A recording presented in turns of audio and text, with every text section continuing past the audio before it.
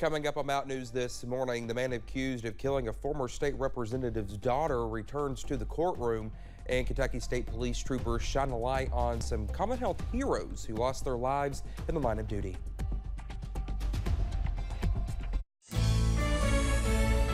Dedicated to Eastern and Southern Kentucky, this is WYMT Mountain News This Morning.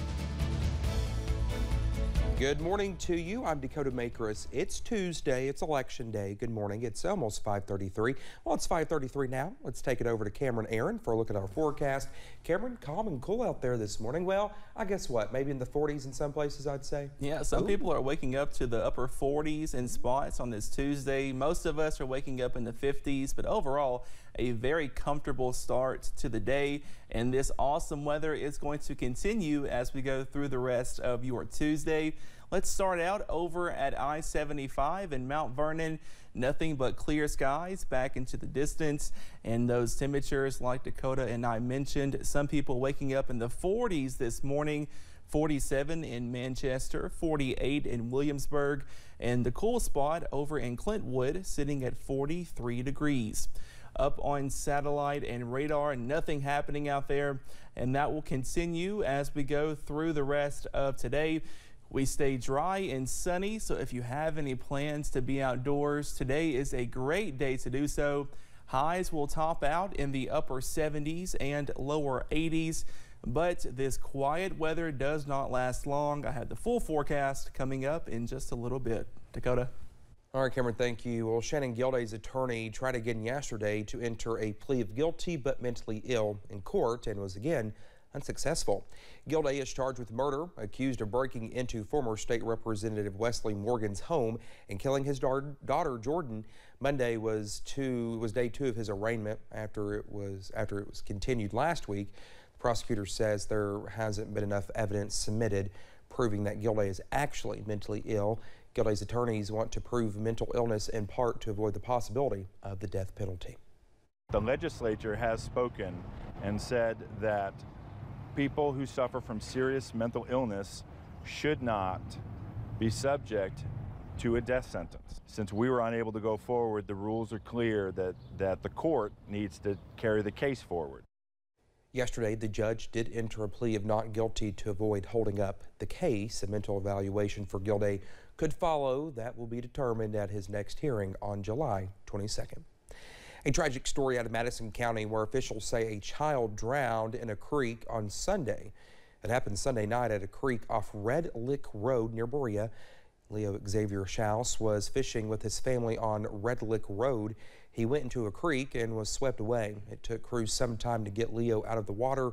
He was taken to a hospital where he died. This is an emotional time. This was a child. We live here. We know them. So this is a very hard time for us. We will help the family. All they have to do is let us know what help they need. Well, the coroner says Schaus's body has been taken to Frankfort for an autopsy. DNA technology recently confirmed the remains of a missing Leslie County woman. Michaela Collett was last seen in October of 2020. Back in February, crews found 2 skulls after widespread flooding in Clay County. One of the skulls belonged to Collett. Her family provided DNA samples to police. On Monday, they were announced it was a match.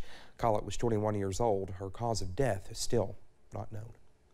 Officials say a sheriff's deputy and another person have died in a shooting in far western Kentucky. State police say the deputy from the Callaway County Sheriff's Office was shot at the scene and taken to a hospital where he died yesterday. Matt Hilbrecht of the Marshall County Sheriff's Office says that a suspect who was shot in the incident also died. Kentucky State Police troopers are working this week to shine a light on those who came before for National Police Week. Troopers are traveling across their post areas, place memorials on the grave sites of fallen troopers. Our Buddy Forbes joined KSP Post 9 as troopers traveled the Big Sandy, leaving wreaths and sharing stories of service.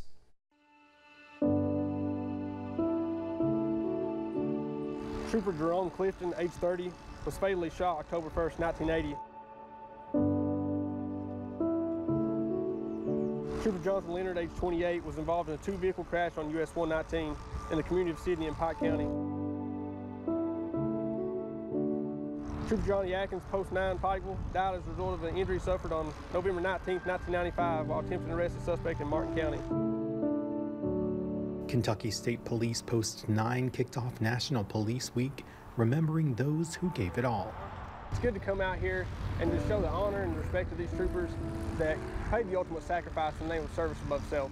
Sharing the stories of sacrifice to keep their legacy of service alive. Some of these troopers lost their life back in 1980, so this is a way for us to show the newer generation of troopers that the sacrifice that these troopers paid that have paved the way for where we are now. Traveling across the Big Sandy, placing wreaths in their memory. Being here today, it just shows how important and what it really means to be a part of the Thin Gray Line. Inviting their families to be part of the moment. I know Trooper Leonard's family, growed up in the community. They're great people, and it is a honor and a privilege to come out here and be here for him today and the family as well. Presenting arms. We never want them to feel like they're forgotten. Shoulder to shoulder. So the family knows that their trooper's not going to be forgotten, that we're always going to remember the sacrifice that he paid. For those who put it all on the line. Buddy Forbes, WYMT Mountain News. Well, Trooper Michael Coleman says this is always a hard time for families who have lost loved ones in the line of duty, but he feels blessed to be able to highlight the service and sacrifice of each trooper. State police say the southbound lane of US 25 East will be shut down near the Bimble community in Knox County this morning. Well, they say it will be closed between 7 and 10 a.m. to reconstruct a crash that happened Sunday. 2 people died, including a 16-year-old. Local fire departments will be assisting KSP with traffic control. An alternate route using Kentucky 3439 and Kentucky 1304 is recommended.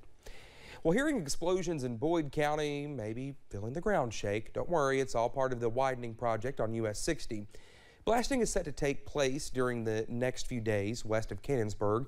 Contractors are conducting minor blasting for Hillside in the Princess area. The blasting will be limited to non-rush hour times of day around noon to 3 p.m. when possible through the Friday.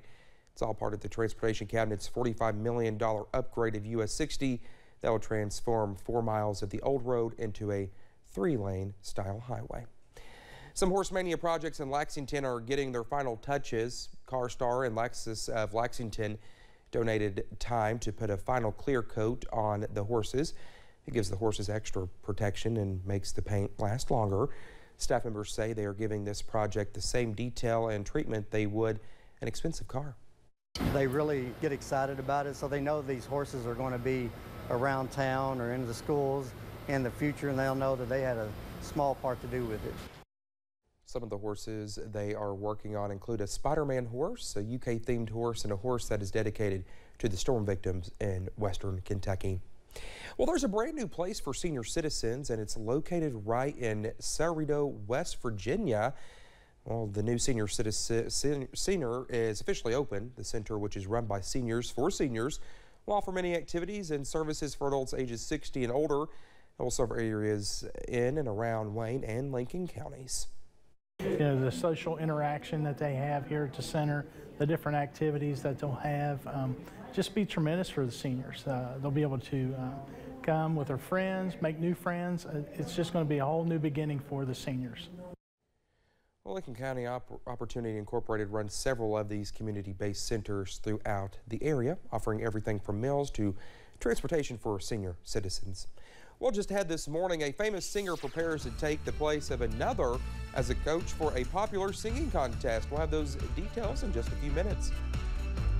And all is quiet across the mountains this morning, but we are watching out for possible strong storms on Wednesday. I have all those details coming up.